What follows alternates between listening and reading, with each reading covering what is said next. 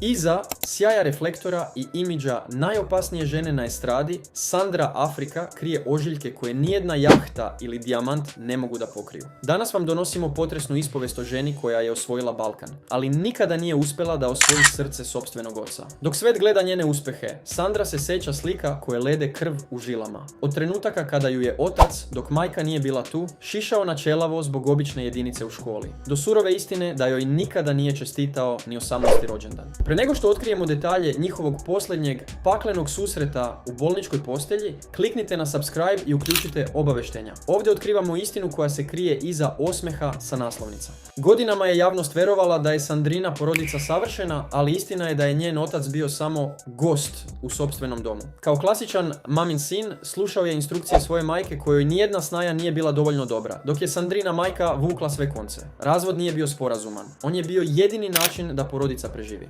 Sandra se jasno seća trenutka kada je njena majka rekla dosta i bukvalno izbacila oca iz njihove porodične kuće, pakujući mu stvari u kese i ostavljajući ih ispred vrata. Šokantno, ali Sandra priznaje, onog trenutka kada je on otišao, u kući je konačno zavladala sreća. Ali najemotivniji deo ove priče tek dolazi. Ostanite sa nama jer otkrivamo kako je izgledao trenutak kada je Sandra, uprkos svemu, otišla da ga posjeti dok je bio na samrti. Iako joj očinska figura nije falila jer je majka bila i mama i tata, Sandra danas kao odrasla žena ne može da sakrije suze kada na internetu vidi očeve kako grle svoje ćerke na venčanjima. Priznaje da je ona bila željeno dete svoje majke, ali za oca to nikada nije mogla da kaže. Kada je čula da je teško bolestan, na nagovor majke otišla je da ga vidi posljednji put. Taj susret na konjarniku opisuje kao paklen. Očekivala je pokajanje, toplu reč, barem pogled koji moli za oproštaj. Umjesto toga dočekala ju je ista hladnoća. Čak ni u smrtnoj postelji čovjek koji ju je stvorio nije našao snage da joj kaže ono što je čekala decenijama.